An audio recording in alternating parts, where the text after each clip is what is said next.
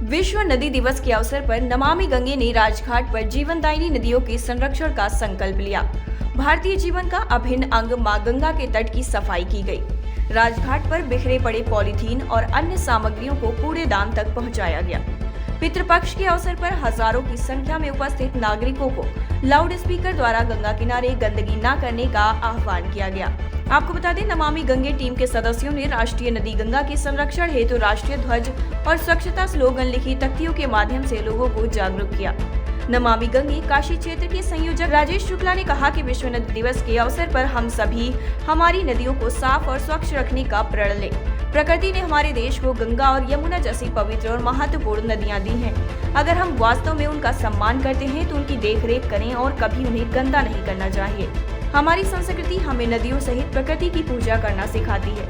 आइए हम देश की जीवन रेखा अपनी नदियों को प्रदूषण मुक्त बनाएं और उनकी सार संभाल रखें। विश्व नदी दिवस के अवसर पर नमामि गंगे ने राजघाट पर जीवनदायिनी नदियों के संरक्षण का संकल्प लिया।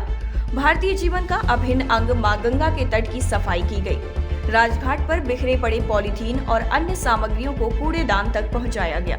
पितृपक्ष के अवसर पर हजारों की संख्या में उपस्थित नागरिकों को लाउड स्पीकर द्वारा गंगा किनारे गंदगी न करने का आह्वान किया गया।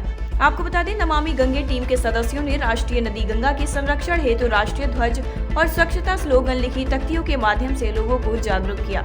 नमामि गंगे काशी क्षेत्र के संयोजक राजेश शुक्ला ने कहा कि विश्व नदी दिवस के अवसर पर हम सभी हमारी नदियों को साफ और स्वच्छ रखने का प्रण लें। प्रकृति ने हमारे देश को गंगा और यमुना जैसी पवित्र और महत्वपूर्ण नदियां दी हैं। अगर हम वास्तव में उनका सम्मान करते हैं तो उनकी देखरेख करें और कभी उन्हें गंदा नहीं करना चाहिए। हमारी संस्कृति हमें नदियों सहित प्रकृति की पूजा करना सिखाती है।